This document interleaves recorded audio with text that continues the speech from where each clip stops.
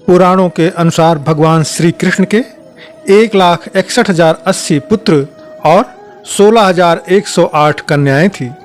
श्री कृष्ण जी की 8 प्रमुख रानियां थीं जिन्हें अष्टभार्या भी कहा जाता है, और इन सभी 8 महारानियों से 10-10 पुत्रों का जन्म हुआ था।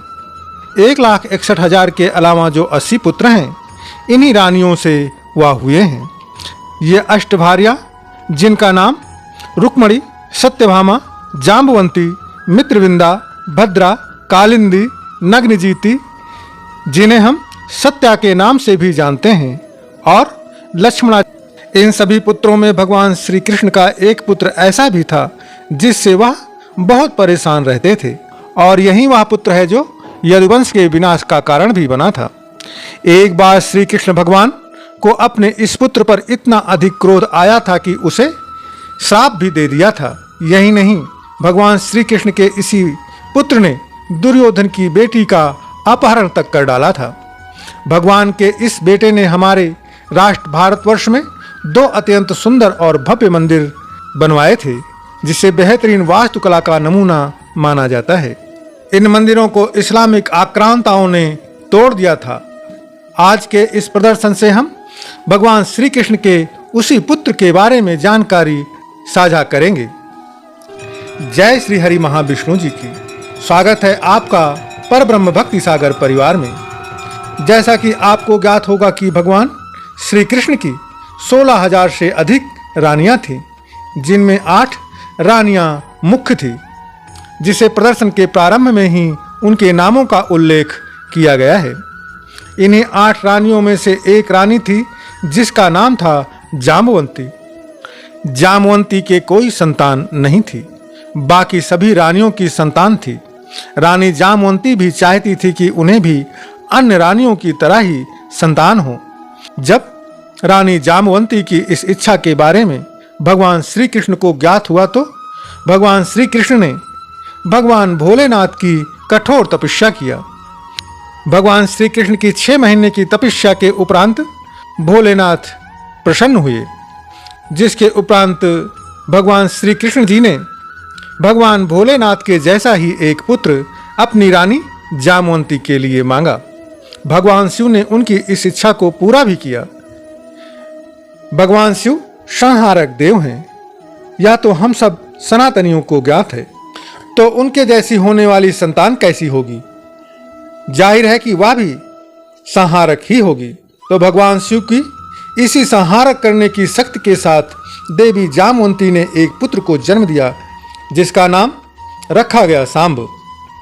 दुर्योधन की पुत्री को सांब ने अपहरण क्यों किया? दुर्योधन की एक पुत्री थी जिसका नाम था लक्ष्मणा।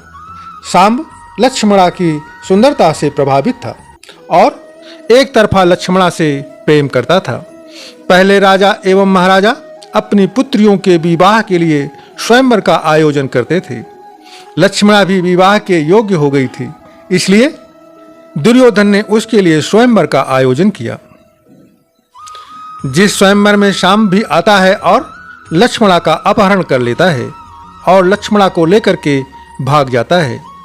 सभी कौरव योद्धा सांब का पीछा करते हैं और सांब से युद्ध होता है। सांब एक बहुत ही शक्तिशाली और वीर योद्धा था। कौरव की पूरी सेना मिलकर के भी सांब को पराजित नहीं कर पा रही थी, लेकिन अंततः भीष्म पितामह, कर्ण, द्रोणाचार्य जैसे महारथियों के कारण सांब को पराजय का मुंह देखना पड़ा और सांब के पराजित होने के उपरांत दुर्योधन ने सांब को बंदी बना लिया। दुर्योधन ने सांब को बंदी बनाकर अपने कारागार में डाल दिया, जिसके उपरांत लक्ष्मणा का स्वयंवर पुनः आयोजित किया जाता है, जिसको सभी राजा बहिष्कार कर देते हैं, क्योंकि एक बार लक्ष्मणा का अपहरण कर लिया गया होता है। वहीं सांब को छुड़ाने के लिए आते हैं बलराम जी। बलराम जी की दुर्योधन बहुत अधिक सम्मान करता था, लेकिन सांब को छोड़ने के लिए उनसे भी इनकार कर देता है और अपने अपमान की बात करता है। यह सुनकर बलराम जी को क्रोध आ जाता है और वह कहते हैं कि यदि सांब को नहीं छोड़ा तो वह समस्त कौरवों को मार देंगे। दुर्योधन यह जानता था कि बलराम जी जो कह रहे हैं वह करने का सामर्थ्य भी रखते हैं। इसलिए वह शांब को छोड़ देते हैं और अपनी पुत्री का विवाह बाध्य होकर शांब के साथ कर देता है और इस प्रकार शांब और लक्ष्मणा का विवाह हो जाता है। श्री कृष्ण के द्वारा शांब को श्राप। अभी हम जानेंगे कि श्री कृष्ण जी ने अपने ही पुत्र को श्राप क्यों दिया। तो इसके पीछे एक कथा है जो इस प्रकार से है। शांब सुंदर स्त्रियों को देखकर वह किसी भी प्रकार से उसे प्राप्त करना चाहता था।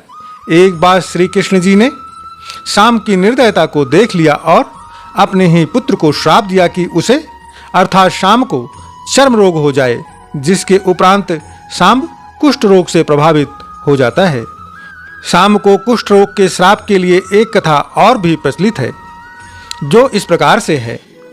कुछ ग्रंथों के अनुसार एक बार देवर्षि नारद श्री कृष्ण जी से मिलने के लिए आए और इसी दौरान उनकी मुलाकात शांब से हो जाती है। शांब नारद ऋषि के शारीरिक बनावट का मजाक बनाता है, जिससे नारद ऋषि शांब को प्रत्युत्तर देना चाहते हैं और शांब को अपनी बातों में उलझाकर उसे उस स्थान पर ले जाते हैं जहां पर श्री कृष्ण भगवान की रानियां स्नान कर रही होती हैं।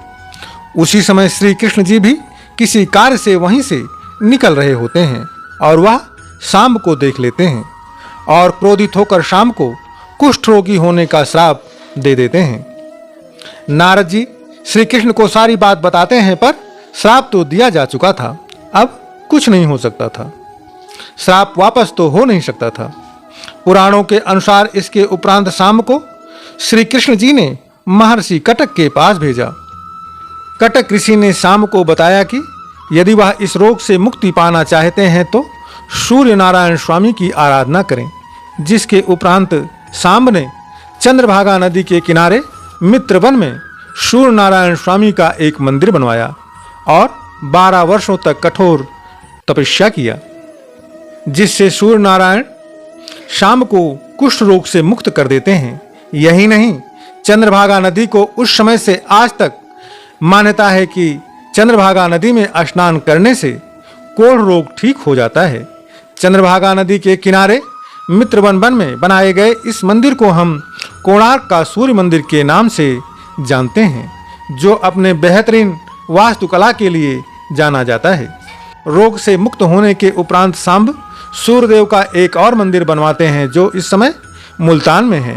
बाद में इस्लामिक आक्रांताओं ने इन्हें तोड़ दिया। जैसा कि आप जानते हैं कि कोणार्क का सूर्य मंदिर बहुत बड़ा और भव्य है, इसलिए इसे पूरी तरह मुस्लिम आक्रांता नहीं तोड़ पाए, परंतु मुल्तान में बनवाए गए सूर्य मंदिर का आज नामो निशान मिट गया है। यह थी भगवान श्री कृष्ण के एक पुत्र शांब की कथा। इसके अलावा शांब को ही यदुवंशियों के विनाश का कारण भी माना जाता है। अब शांब ने ऐसा क्या किया था जिसका प्रतिफल समस्त यदुवंशियों को भोगना पड़ा था और किस प्रकार भगवान श्री कृष्ण ने अपने शरीर को त्यागा था। यदि आप चाहते हैं कि इस विषय पर भी एक विस्तृत प्रदर्शन बनाया जाए तो कृपया टिप्पणी कीजिए।